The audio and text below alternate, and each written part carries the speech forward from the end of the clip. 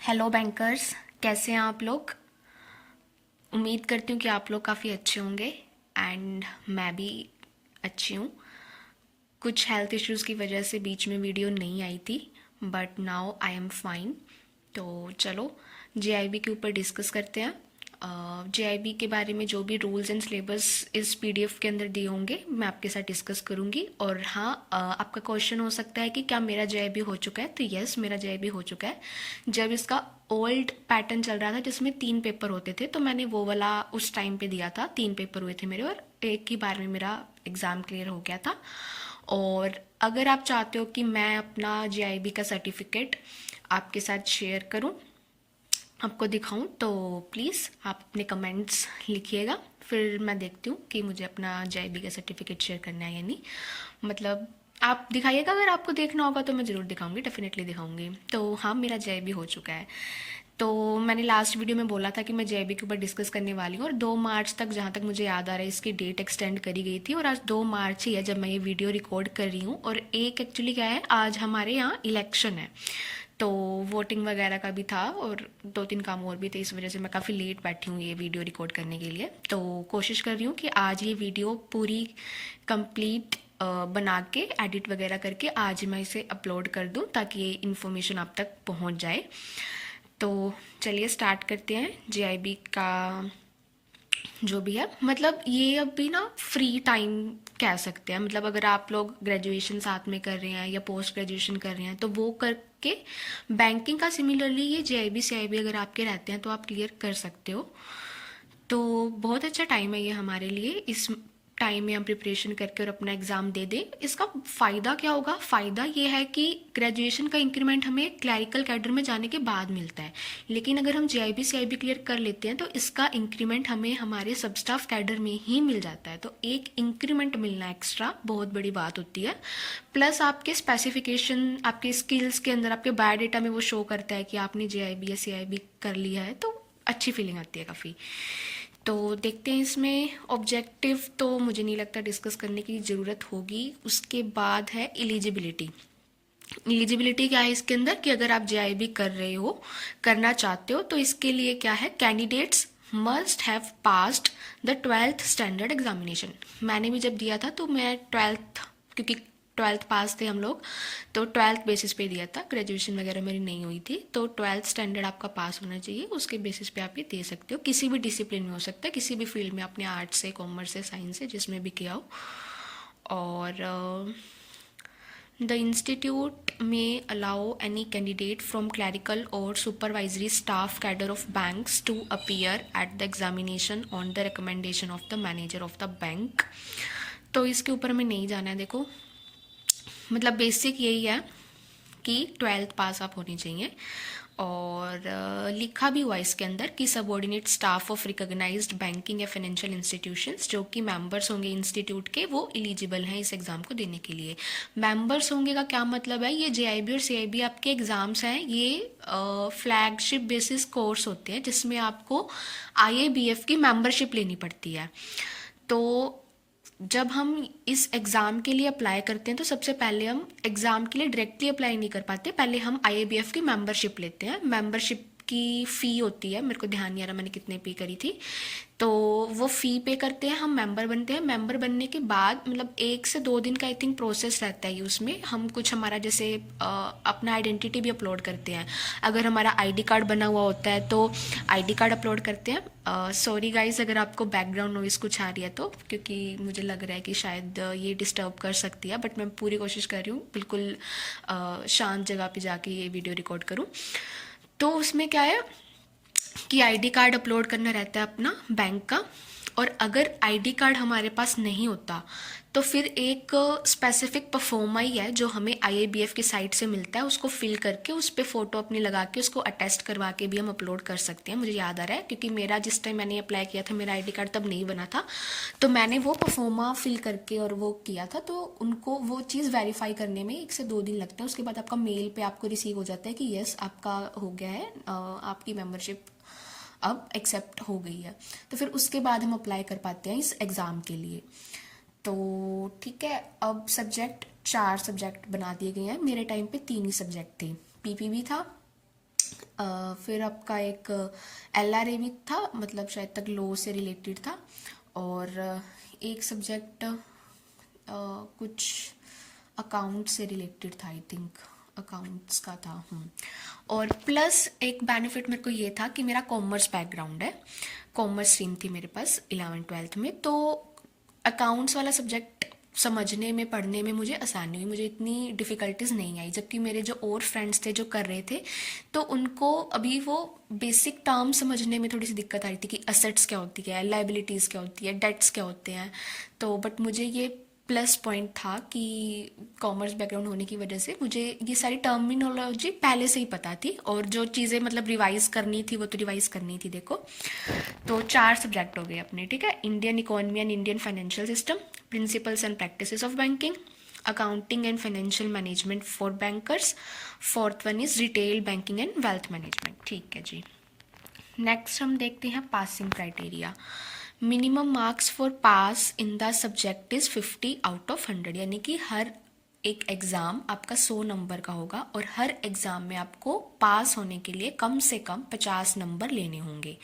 Second point क्या कहता है, candidates securing at least 45 marks in each subject with an aggregate of 50% marks in all subjects of the examination in a single attempt will also be declared as having completed the examination. अब क्या मतलब है, ये बोल रहा है जैसे हमारे 4 पेपर होंगे, तो यानी कि टोटल 400 नंबर हो गए, 400 का आधा 200, ठीक है। हर पेपर में आपको 50-50 नंबर लेने हैं कम से कम। तो अगर आप 200 स्कोर कर जाते हो कम से कम, तो आप पास माने जाते हो, ठीक है। बट एक ही यहाँ पे हमें एडवांटेज मिलती है कि जब हम एक साथ इकट्ठे ही चारों एग्ज़ाम देते हैं, और सपोज हमारे किसी एग्ज़ाम के अंदर, किसी भी एक एग्ज़ाम के अंदर 50 से तो कम मार्क्स आए, बट 45 या उससे ज़्यादा आए। सपोज एक एग्ज़ाम में हमने 47 मार्क्स ले लिए, ठीक है, बाकी में एक में 50 लिए, एक में 47 ले लिए, दूसरे में फिर 50 लिए, और तीसरे वाले के अंदर हमने 53 मार्क्स ले लिए। तो जब हम इन चारों को टोटल करेंगे ना, तो ये आपका 200 ही बैठेगा, क्योंकि यहाँ से अगर हमने 3 नंबर कम लिए तो वहाँ पर हमने 3 नंबर ज़्यादा ले लिए, तो टोटल 200 ही बैठा, तब भी आप पास माने जाओगे। ऐसे नहीं है कि आपके 50 से कम आ गए तो फिर आपको पास नहीं माना जाएगा। हाँ, आपका टोटल एटलीस्ट 200 बनना चाहिए। अगर आप एक एग्ज़ाम में एटलीस्ट 45 या उससे ज़्यादा का मार्क्स ले जाते हो तो वो भी आपका वैलिड माना जाएगा। तो यही बेनिफिट होता है कि आप जब अप्लाई करो तो चारों एग्ज़ाम के लिए इकट्ठा अप्लाई करो। शायद कुछ स्टूडेंट्स को पता नहीं होगा कि इसमें ना आपकी मतलब मर्जी रहती है कि आपके 4 पेपर है तो आपको एक बार में 4 ही पेपर चारों ही देने हैं, या आपको एक बार सिर्फ एक ही पेपर देना है। आपके पास टाइम कम है और आप पढ़ना चाहते हो, तो आप एक ही पेपर का देना चाहते हो, तो आपने एक ही पेपर दिया, या आपको लगा कि फ़िलहाल 2 दे सकता हूँ या 2 दे सकती हूँ, तो आपने 2 पेपर दे दिए, इस टाइप से। तो मैंने भी जब ये PDF डाउनलोड करी थी तब मैंने स्क्रीन पे देखे थे, मई का मंथ है शायद तक, मई में एग्ज़ाम है। अच्छा, ये भी आपको पता ही होगा कि जो एग्ज़ाम होता है वो सैटरडे या संडे को ही रखा जाता है। संडे को एग्ज़ाम होता है, या सेकंड सैटरडे या फिर फोर्थ सैटरडे भी हो जाता है, अगर उस हिसाब से पेपर की डेट्स हो तो छुट्टी वाले दिन ही हमारे एग्ज़ाम होते हैं। एग्ज़ाम आपकी रिमोट प्रॉक्टर मोड में नहीं होती, यानी कि आप घर बैठे ऑनलाइन पेपर नहीं दे सकते। स्पेसिफिक सेंटर्स बनते हैं, वो सेंटर्स में जाके आप एग्ज़ाम अपना देते हो। तो सेंटर्स आप अपनी मनपसंद लोकेशन का कोई भी चूज़ कर सकते हो। प्रेफरेंस तो हर कोई यही देता है कि अपने घर से, अपनी लोकेलिटी के आसपास का ही सेंटर कोई देखे।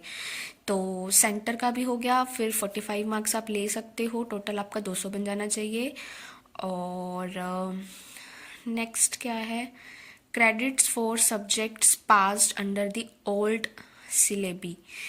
तो इसको मुझे नहीं लगता कि देखने की ज़रूरत है, क्योंकि जिस टाइम ये मतलब नए सब्जेक्ट इसके अंदर ऐड हुए थे, उस टाइम की बात है कि अगर उन टाइम पे किसी का कुछ 2 पेपर क्लियर हैं तो उनका फिर कैसे क्या उनको आगे क्रेडिट मिलेगा नहीं मिलेगा, उसको लेके आइए।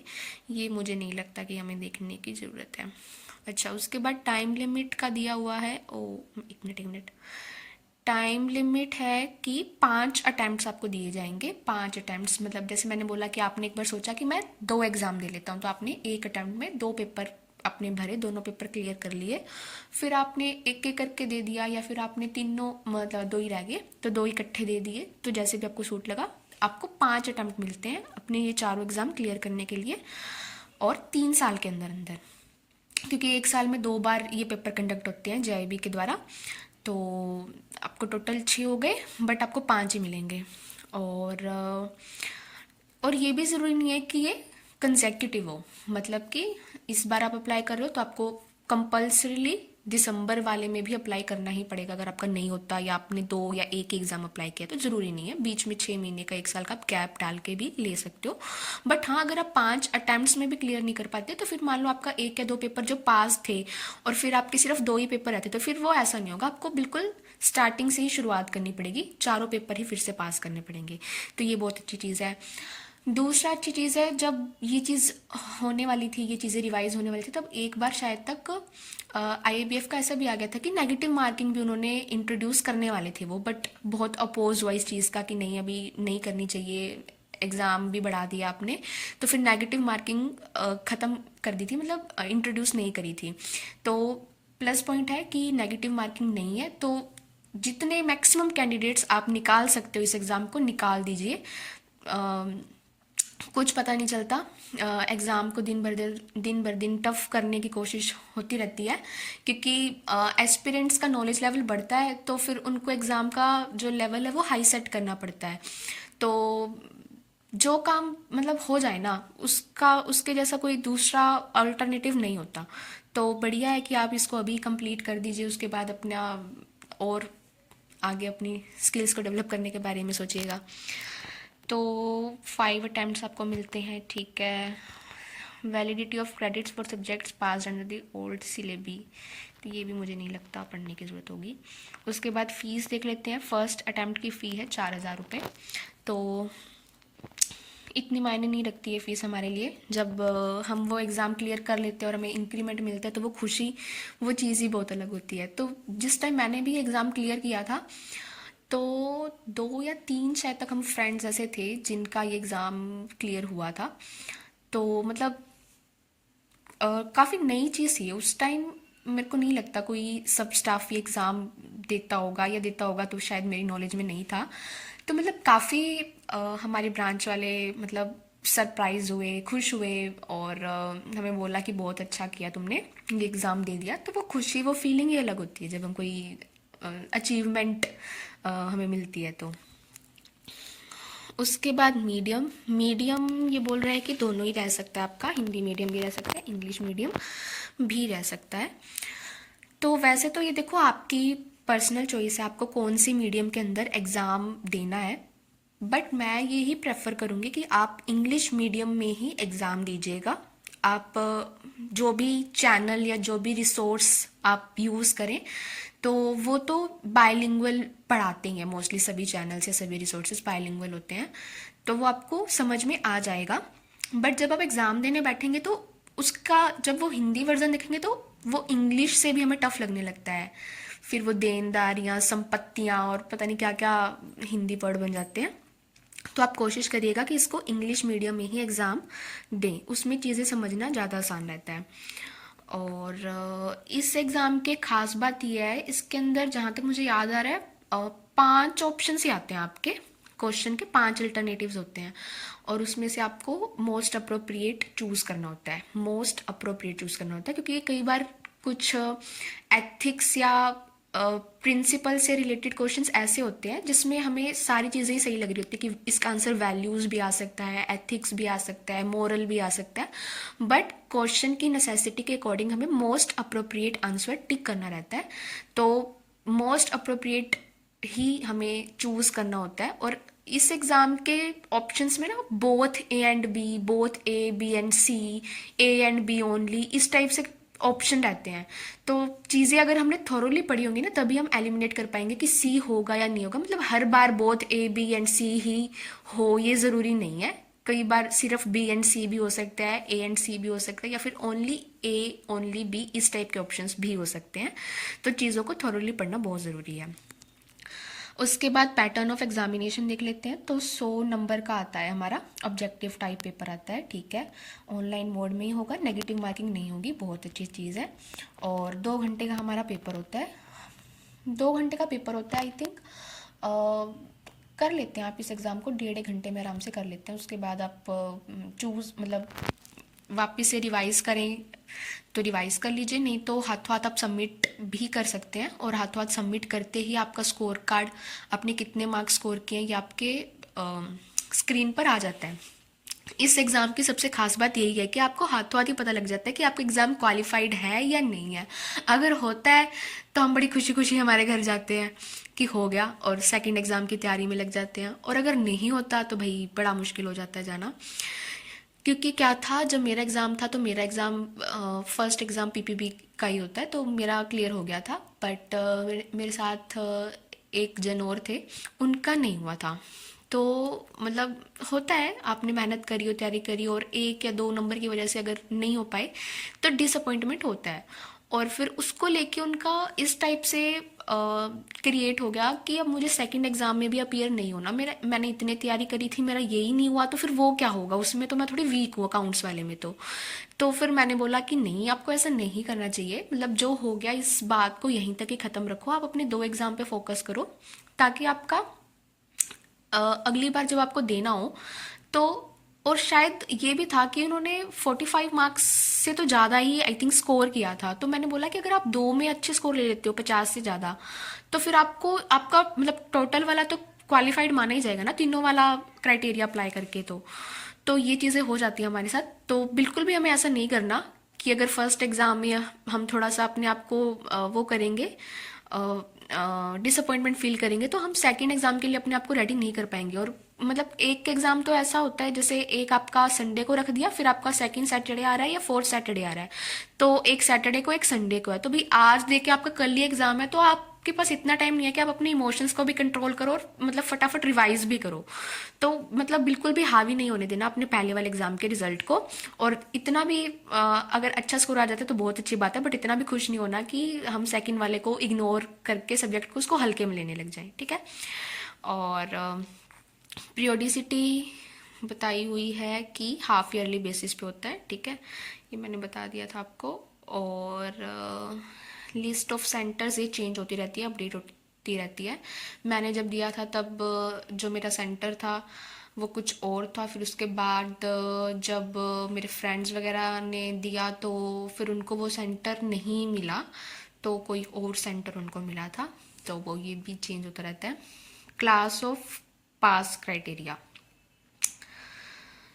तो देखो वैसे तो इसका कोई मतलब नहीं है, क्योंकि हमें ये होता है कि मिनिमम 50 नंबर लेके और अपना एग्ज़ाम क्वालिफाई करना है। क्योंकि आप 50% लो, 60% लो, 70 लो, 80 लो, कोई मैटर नहीं करता। आपने एग्ज़ाम क्वालिफाई कर लिया तो आपको इंक्रीमेंट मिल ही जाना है। बट हाँ, एक अंदर से खुशी होती है कि मेरा हुआ, फर्स्ट क्लास के साथ हुआ, मेरा डिस्टिंक्शन के साथ हुआ। तो बस यही है कि अगर 60% और मोर मार्क्स आते हैं तो फर्स्ट क्लास माना जाता है, 70% और मोर मार्क्स आते हैं आपके तो फर्स्ट क्लास विद डिस्टिंक्शन माना जाता है। एंड कोई भी क्राइटेरिया आपने फुलफिल नहीं किया तो पास क्लास माना जाता है। तो मेरी कौन सी क्लास थी आप गैस करना, और गैस करके कमेंट में लिखना। फिर जब मैं अपना स्कोर कार्ड शेयर करूँगी तब उसमें आपको पता लगेगा कि मेरा क्या था, मैंने सिंपल पास किया, फर्स्ट क्लास में किया, फर्स्ट क्लास में डिस्टिंक्शन में किया, कैसे किया, ठीक है।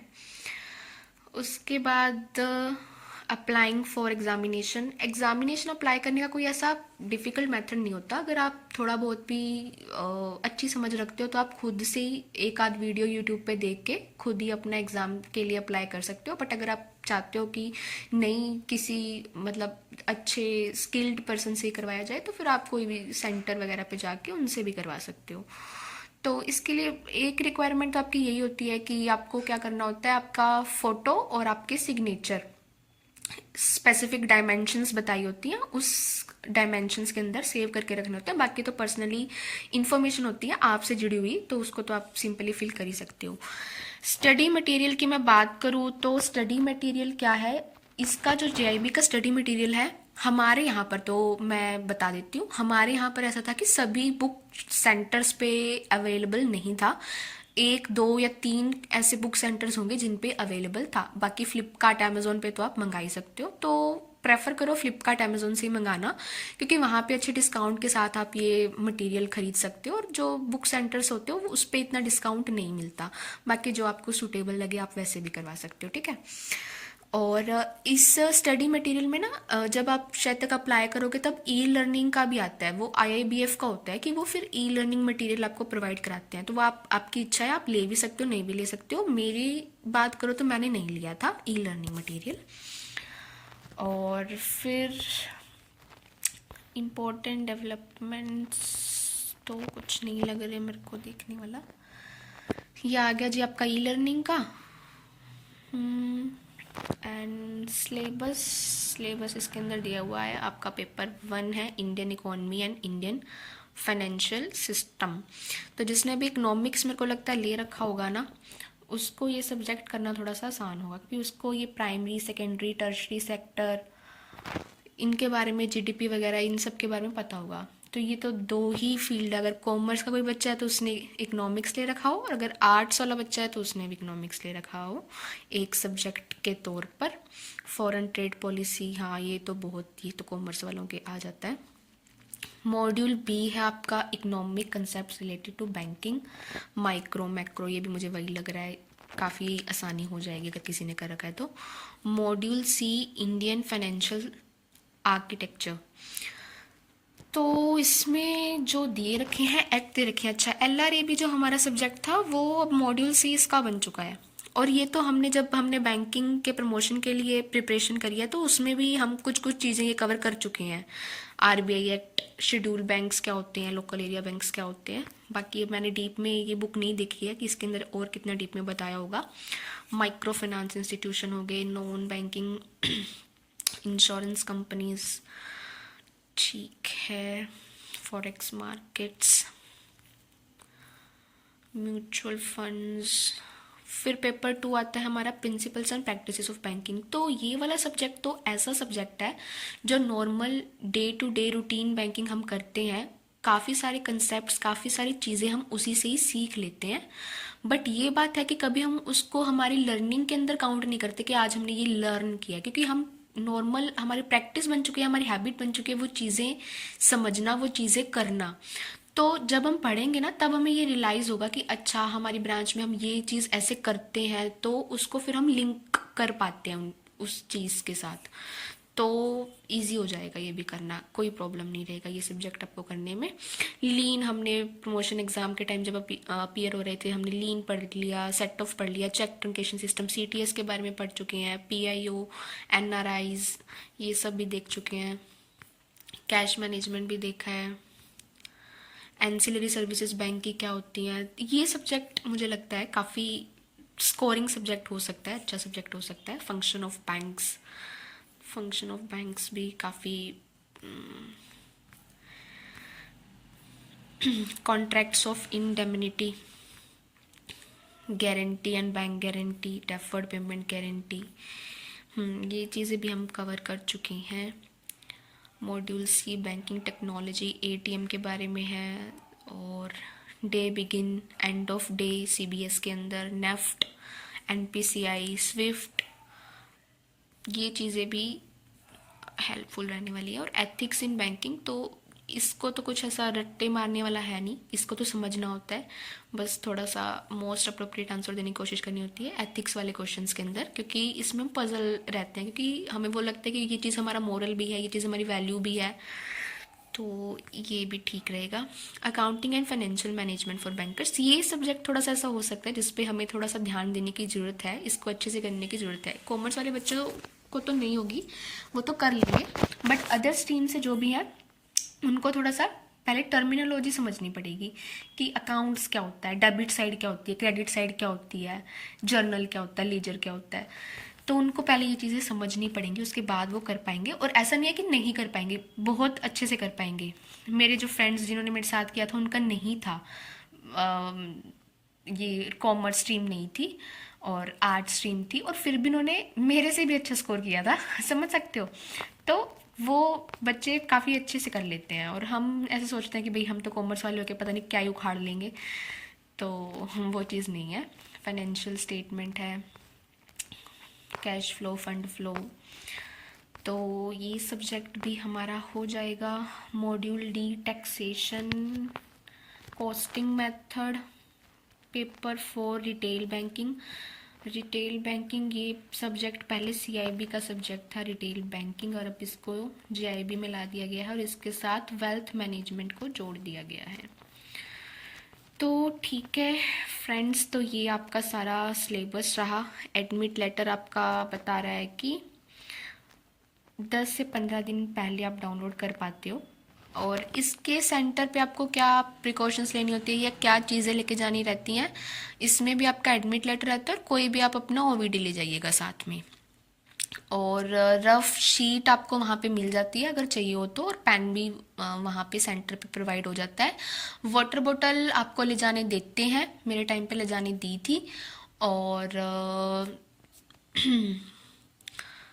और तो मुझे ऐसा कुछ नहीं लग रहा। वीडियो काफ़ी लंबी हो गई है। मैंने अपनी प्रिपरेशन कैसे करी थी, क्या क्या रिसोर्सेज मटेरियल यूज़ किए थे, ये मैं एक सेपरेट वीडियो बना के आपके साथ शेयर कर दूंगी, और इसमें से भी अगर कुछ इम्पोर्टेंट लगा मुझे कि कुछ रह गया है शेयर करना, तो वो भी मैं कर दूंगी। तो आज की वीडियो के लिए बस इतना ही। कुछ भी इंफॉर्मेटिव लगा हो मेरी वीडियो में तो मेरी रिक्वेस्ट है, मेरे चैनल को सब्सक्राइब कीजिएगा, इस वीडियो को शेयर कीजिएगा अपने फ्रेंड्स के साथ और लाइक कीजिएगा। Thank you so much.